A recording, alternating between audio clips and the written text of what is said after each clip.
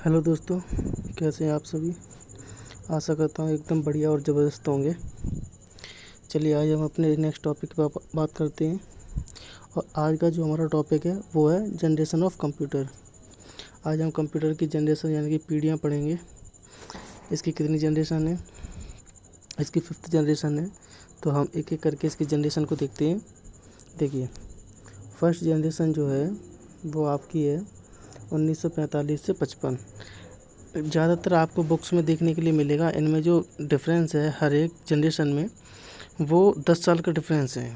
तो कहीं 45 से 55, कहीं पर होगा 46 से 54, इस तरीके से 40 57, इस तरीके से आपको देखने को मिलेगा। हर एक बुक में अलग अलग डेफिनेशन इसकी दी हुई है। जनरेशन ऑफ कंप्यूटर की जो डेट्स हैं वो हर एक बुक में अलग अलग दी हुई हैं। और सब में अगर देखोगे आप तो वही 10 साल का डिफरेंस है। ठीक है, तो फर्स्ट जनरेशन जो है इसमें आप देखेंगे इस कंप्यूटर में मेन इक्विपमेंट के रूप में जो प्रयोग किया जाता था वो किया जाता था आपका वैक्यूम ट्यूब। इसमें आपका वैक्यूम ट्यूब का प्रयोग किया जाता था फर्स्ट जनरेशन में। ये आपसे पूछता है कि वैक्यूम ट्यूब का प्रयोग किस जनरेशन में किया जाता था या किया गया है, तो वो फर्स्ट जनरेशन में किया गया है। वैक्यूम ट्यूब इलेक्ट्रॉनिक सिग्नल को एम्पलीफाई करती थी तथा उसे नियंत्रण कर ऑन ऑफ स्विच की तरह उपयोग में लेती थी। परंतु वैक्यूम ट्यूब के साथ एक बड़ी समस्या यह थी कि वह अधिक यानी कि हीट जनरेट करती थी। इसलिए उन्हें ठंडा करने के लिए एसी एरिया की आवश्यकता थी। एक अन्य प्रॉब्लम यह भी थी कि ट्यूब बार बार ख़राब हो जाती थी, जिसके कारण समय समय पर कार्य में रुकावट होती थी। इस पीरियड्स में प्रोग्रामिंग का डेवलपमेंट नहीं हो पाया था। ठीक है, फर्स्ट जनरेशन में किसी भी प्रोग्रामिंग का डेवलपमेंट नहीं हुआ था। ओनली फर्स्ट जनरेशन में सिर्फ और सिर्फ मशीन लैंग्वेज का प्रयोग किया जाता था। अतः इंस्ट्रक्शन को कंप्यूटर में लोड करना काफ़ी मुश्किल था। इस जनरेशन में कंप्यूटर में ओनली मशीन लैंग्वेज का यूज़ किया जाता था, जिसे बाइनरी नंबर 0 एंड 1 कहा जाता है। इस लैंग्वेज में सभी इंस्ट्रक्शन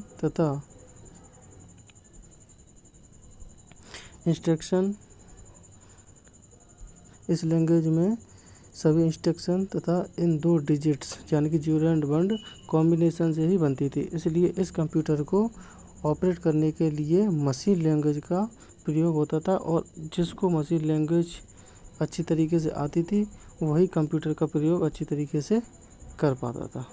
ठीक है, जैसा कि यहाँ पर कहा गया है। अब इसकी विशेषता क्या है, इसकी कैरेक्टरिस्टिक क्या है वो देख लेते हैं।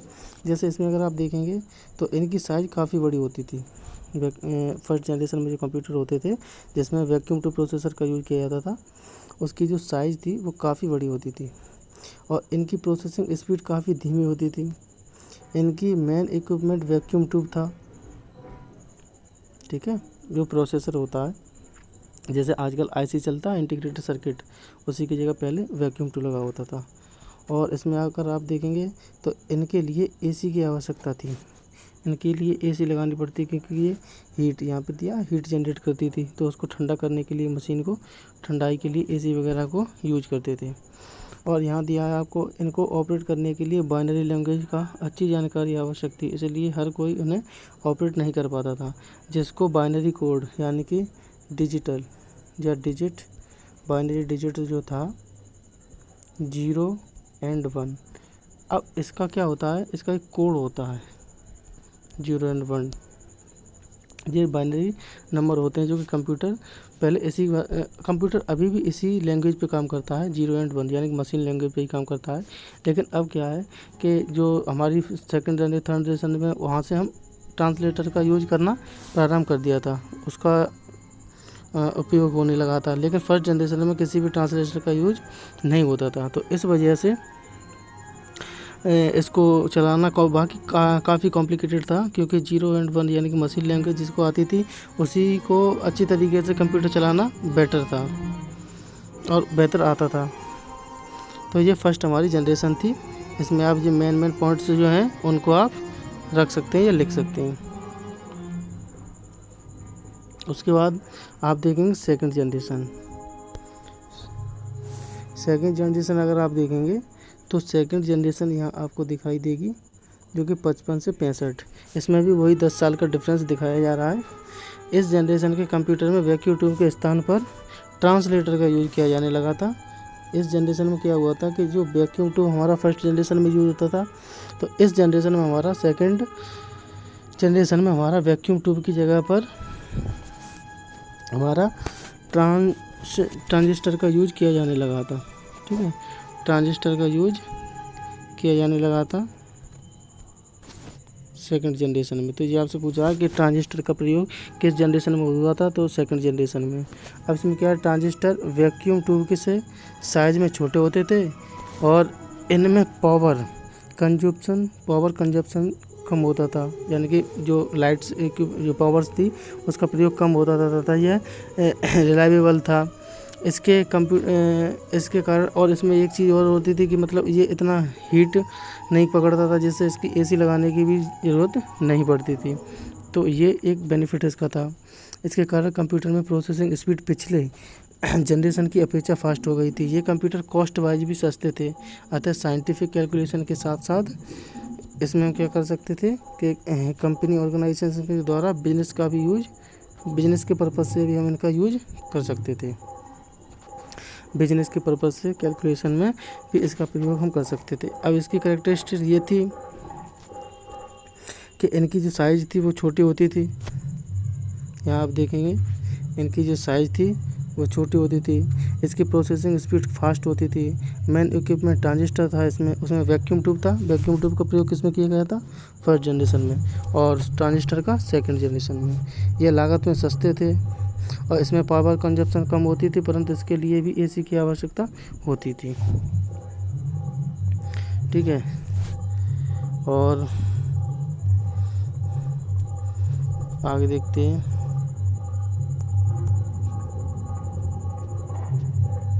देखिए सेकंड जनरेशन में मैंने आपको बताया था कि इसमें क्या था कि असेंबलिंग लैंग्वेज का प्रयोग किया जाता था। असेंबली लैंग्वेज हमारी क्या होती है, प्लस माइनस मल्टीप्लाई डिवाइड, ये सारे जो इक्विपमेंट जो होते हैं हमारे मैथमेटिक्स के फॉर्मूलेस, फंक्शंस, चेन, ये सब चीज़ें होती हैं, इनका जो प्रयोग है वो असेंबली भाषा में ही किया जाता है। या आप देखेंगे अब आपकी इसकी थर्ड जनरेशन में भी आपको देखने को मिलेगा 10 साल का ही डिफरेंस होगा। तो हर एक जनरेशन में इसमें के बीच में जो है कि 10 साल का डिफरेंस है। ठीक है, इस जनरेशन के कंप्यूटर में मेन इक्विपमेंट आईसी, ये पूछता है कि आईसी का प्रयोग किस जनरेशन में हुआ था, तो थर्ड जनरेशन में। इसकी फुल फॉर्म पूछता है, तो इसकी फुल फॉर्म क्या है, इंटीग्रेटेड सर्किट, ये आपको यहाँ पर दी हुई है। इंटीग्रेटेड सर्किट का प्रयोग किया जाने लगा। आईसी बहुत छोटी यानी कि सिलिकॉन की चिप होती थी, जिस पर हज़ारों सर्किट्स प्रिंट होते हैं।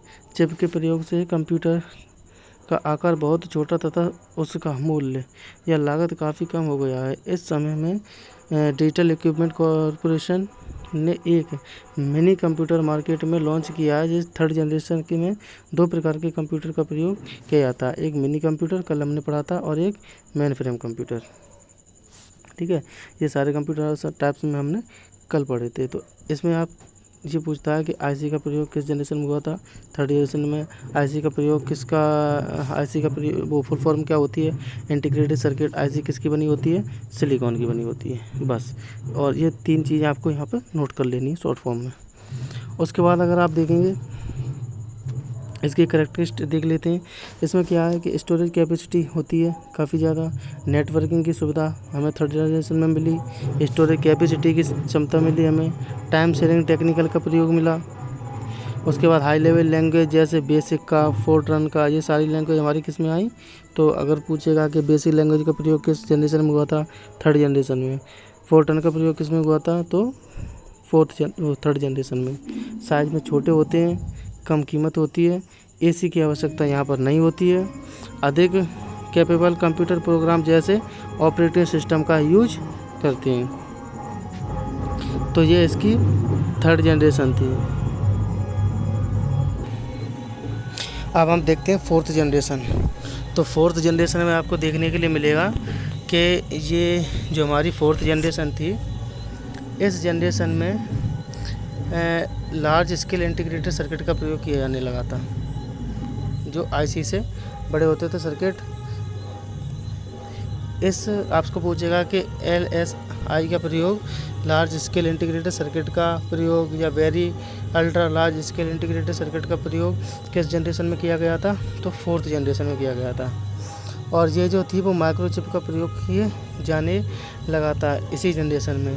माइक्रो प्रोसेसर किस जनरेशन में प्रयोग किया गया था? तो वो आपका फोर्थ जनरेशन में।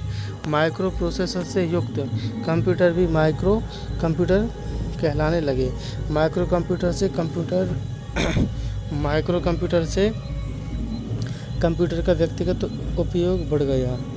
इन माइक्रो कंप्यूटर को पर्सनल कंप्यूटर पीसी के नाम से भी जाना जाता है। माइक्रो प्रोसेसर की तकनीक के कारण ही और अधिक छोटे व तेज़ कंप्यूटर बना पाना संभव हो सका। सुपर कंप्यूटर का विकास भी इसी जनरेशन में हुआ था। इसमें आपको ये मेन पॉइंट लिखना है कि जो माइक्रो प्रोसेसर है, माइक्रो प्रोसेसर का यूज़ किस जनरेशन में हुआ था? तो वो आपका फोर्थ जनरेशन में हुआ था। वैसे ये मैंने नोट्स बनाए वो एकदम बिल्कुल फ़िल्टर करके बनाए हैं। जो मेन और इम्पोर्टेंट चीज़ है वही इसमें डाली गई है, अदरवाइज़ और इसमें कोई नहीं। और आसानी से आप इसको पढ़ के समझ भी सकते हैं। उसके बाद अगर आप देखेंगे यहाँ इसकी कैरेक्टरिस्टिक विशेषताएँ देख लेते हैं। इसमें क्या होता है कि अधिक विश्वसनीय था, ये प्रचलित में सबसे ज़्यादा आया ये, और छोटा आकार इसका छोटा था। एलएसआई यानी कि लार्ज स्केल इंटीग्रेटेड सर्किट का इसमें प्रयोग किया गया था। और थर्ड जनरेशन में किसका प्रयोग किया गया था? कमेंट करके बताएं। प्रोसेसिंग स्पीड सबसे अधिक थी इसकी, लोअर कॉस्ट थी और मोर स्टोरेज कैपेसिटी थी इसकी। फोर्थ जनरेशन में लैंग्वेज जैसे आई थी, फॉक्स प्रो आई थी, ठीक है, ओरेकल आई थी, ओरेकल, फॉक्स प्रो, एसक्यूएल आदि हाई लेवल लैंग्वेज का विकास इसमें हुआ था। सेकंड जनरेशन में हमारी कौन सी आई थी? सेकंड जनरेशन में हमारा आपने देखा था हमारी असेंबली लैंग्वेज आई थी। थर्ड जनरेशन में कौन सी लैंग्वेज आई थी? हमारी बेसिक आई थी, फोर्टनर आई थी। और फोर्थ जनरेशन में एसक्यूएल, ओरेकल, फॉक्स प्रो, ये सारी लैंग्वेज हमारी देखने के लिए मिलती हैं। अब हम इसकी लास्ट जनरेशन देख लेते हैं जो कि फिफ्थ जनरेशन है। फिफ्थ जनरेशन यानी कि अभी टिल नाउ तक जो चल रही है। यहाँ आप देखेंगे, देखिए फिफ्थ जनरेशन जो है हमारी, इसमें main equipment very large scale integrated circuit का प्रयोग किया गया था। और हाँ सॉरी, ये मैंने उसमें बता दिया था आपको फोर्थ जनरेशन में, ये इसमें ही किया गया था। क्या ना कि वेरी लार्ज और अल्ट्रा लार्ज, तो ये हम उसमें रख सकते हैं फोर्थ जनरेशन में, क्योंकि फिफ्थ जनरेशन में ultra large scale integrated circuit का प्रयोग किया गया था। तो वेरी लार्ज में मतलब क्या होता है कि जो प्रोसेसिंग क्षमता होती है वो लार्ज स्केल इंटीग्रेटेड से ज़्यादा होती है। और अल्ट्रा लार्ज में क्या होती है कि वो very ultra large scale integrated circuit से भी ज़्यादा जो क्षमता होती है वो यूएलएसआई में होती है, ठीक है। तो यहाँ यूएलएसआई दिया नहीं है इसमें, देखो शायद आगे दिया हो तो, वरना यूएलएसआई फिफ्थ जनरेशन में ही आया था, ठीक है। तो इसमें कन्फ्यूजन होने की ज़रूरत नहीं है कि एलएसआई अपने फोर्थ जनरेशन में बता दिया, तो वो फोर्थ जनरेशन में है, क्योंकि इसमें ultra large scale integrated circuit था जो कि यूएलएसआई था, जो कि इसमें नहीं दिया है, तो ये वहीं रखना था। और वो ठीक है, तो ये बस इधर उधर हो गया थोड़ा, बाकी का आप नोट कर लेना जो मैंने बताया है। इस जनरेशन के कंप्यूटर में main equipment very large scale integrated circuit या अल्ट्रा लार्ज यूएलएसआई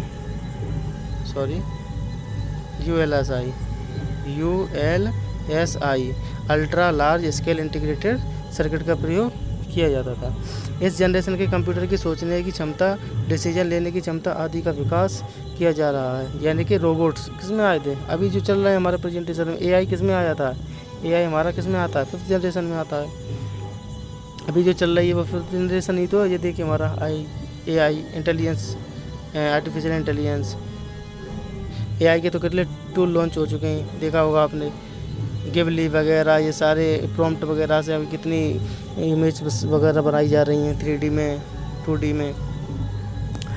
तो इस जनरेशन के कंप्यूटर की सोचने की या डिसीजन लेने की क्षमता आदि का विकास किया जा रहा है। इस जनरेशन के लिए अभी तक विकास की प्रक्रिया में है और ये आगे भी विकास की प्रक्रिया में 5th जनरेशन हमारी चल रही है। ये मशीन समानता यानी पैरेलल होगी जो एक समय में कई कार्य कर सकती है। इसके लिए इसमें आर्टिफिशियल इंटेलिजेंस का प्रयोग किया जा रहा है, कॉन्सेप्ट यूज हो रहा है। यहाँ पे देखेंगे आप आर्टिफिशियल इंटेलिजेंस कॉन्सेप्ट में यूज में लिया जा रहा है। इसमें प्रयुक्त भाषा भी प्रयोग में ली जाती है, जैसे प्रोलॉग और लिस्ट प्रोसेसिंग इसकी फुल फॉर्म होती है लिस्प की। लिस्प हो गया, प्रोलॉग हो गया, इस प्रकार के कंप्यूटर से कोई भी व्यक्ति अपनी भाषा में बातचीत कर सकता है। वर्तमान समय में कई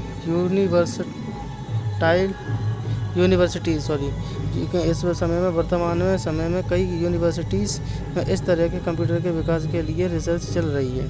अब इसकी विशेषता क्या है 5th जनरेशन की, यहाँ आप देखेंगे इसकी साइज की जो होती है वो छोटी हो जाती है, बिल्कुल फास्टेज जो होती है वो बड़ी होती जाती है।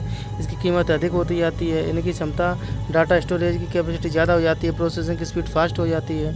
इसमें मुख्यतः यह है कि इनमें आर्टिफिशियल इंटेलिजेंस का प्रयोग किया गया था। डिसीजन लेने के लिए इसका प्रयोग हम यूज कर रहे हैं, ऐसी मशीन्स बना रहे हैं जो खुद डिसीजन ले सकें। कैपेबिलिटी उनकी अच्छी होती है। तो ये इसमें डिफरेंस होता है हर एक जनरेशन में। आपने उसकी विशेषता देखी, किस जनरेशन में क्या क्या यूज किया है वो आप नोट्स कर लेंगे। तो यहीं से MCQ ऐसे ही बनते हैं और इतने ही इम्पोर्टेंट इसमें फैक्ट होते हैं, इससे ज़्यादा जनरेशन में नहीं है। अब यहाँ आप देखने के मिलेंगे कि ये मैंने यहाँ देखने के ये चार्ट आपको इस तरीके से देखने को मिलेगा। जैसे criteria wise 1st generation, 2nd generation, 3rd generation, 4th generation, 5th generation. अब इसमें क्या क्या यूज हुआ देखिए, वो मैंने बताया था, वहाँ पे आपको कन्फ्यूजन होने की बिल्कुल ज़रूरत नहीं है। देखिए यहाँ पे दिया है कि 4th जनरेशन में VLSI का प्रयोग किया गया था और हमारा 5th जनरेशन में ULSI का अल्ट्रा स्केल यहाँ दिया, अल्ट्रा स्केल। तो ये वही है, ultra large scale integrated circuit का। यहाँ आप देखेंगे जो हमारा क्राइटेरिया है 1st generation, basic electronic component का इसमें प्रयोग किया जाता था। और तो बेसिक इलेक्ट्रॉनिक कंपोनेंट क्या है क्राइटेरिया वाइज, फिर उसकी स्पीड देखेंगे जनरेशन वाइज, फिर साइज, फिर रिलायबिलिटी, उसके बाद अवेलेबिलिटी। देखें यहाँ आपको देखने के लिए मिलेगा कि जो 1st जनरेशन थी उसमें हमारा किसका प्रयोग किया जाता था, वैक्यूम ट्यूब का। ठीक है। 3rd और 2nd जनरेशन में हमारा किसका प्रयोग किया गया था, ट्रांजिस्टर का। 3री जनरेशन में किसका प्रयोग किया था, IC का। ठीक है। और देखिए यहाँ दिया है VLSI, यहाँ पर भी और यहाँ पर भी है, तो इसमें कन्फ्यूजन होने की जरूरत नहीं है। और 4th जनरेशन में हमारा किसका प्रयोग किया था, VLSI का। और 5th जनरेशन में हमारा किसका किया, ULSI ultra large scale integrated circuit का प्रयोग किया जाता था। अब इसमें स्पीड देखेंगे आप, तो इसमें स्पीड में क्या होता है कि जैसे 1st जनरेशन थी हमारी तो उसमें स्लोएस्ट स्पीड थी, उसके बाद 2nd जनरेशन में स्लो, 3rd जनरेशन में मीडियम हुई, 4th जनरेशन में फास्टर और 5th जनरेशन में भी स्पीड कंप्यूटर की फास्टर की तरह ही यूज की जाती है और फास्ट होती है। अब इसमें साइज होता था 1st जनरेशन में साइज जो होता था कंप्यूटर का वो काफ़ी बड़ा होता था, 2nd में भी बड़ा था, 3rd जनरेशन में मीडियम हुआ, फिर 4th जनरेशन में स्मॉलेस्ट हुआ और 5th जनरेशन में और स्मॉलेस्ट हुआ। और रिलायबिलिटी क्या थी, अनरिलायबल था, इसमें लेस रिलायबल था, मोर रिलायबल था, मोस्ट जज था, येट टू, ये सब देख सकते हैं। आउटडेटेड था, ये करेंट, येट बिल्ड। ठीक है। तो ये नहीं पूछिएगा इसको आप, ये अगर आप नहीं भी याद करेंगे तो कोई दिक्कत नहीं है, ये सब छोड़ दीजिए। ठीक है। लेकिन ये जो ऊपर ऊपर का है इतना, ये आप अच्छे से याद कर लें ये। ठीक है। तो यहाँ क्या हुआ, हमारे जो जनरेशन का पार्ट था वो हमारा ख़त्म हुआ। अब जो हमारा नेक्स्ट पार्ट होगा वो हमारा डाटा प्रोसेसिंग के बारे में होगा। पूरा हम CPU को पढ़ेंगे अच्छी तरीके से, और प्रोसेसिंग क्या होती है, क्या प्रोसेस, कैसे डाटा को प्रोसेस होता है, डाटा क्या होता है, इन्फॉर्मेशन क्या होती है, प्रोसेसिंग क्या होती है, ये हम देखेंगे अगली नेक्स्ट वीडियो में। हाँ, अगर कोई भी कन्फ्यूजन है, अगर आपको जैसे कोई भी कन्फ्यूजन हो तो आप मुझे कमेंट कर सकते हैं, मैं आपको डाउट क्लियर कर दूँगा, नो टेंशन। चलिए मिलते हैं नेक्स्ट वीडियो में, तब तक के लिए धन्यवाद।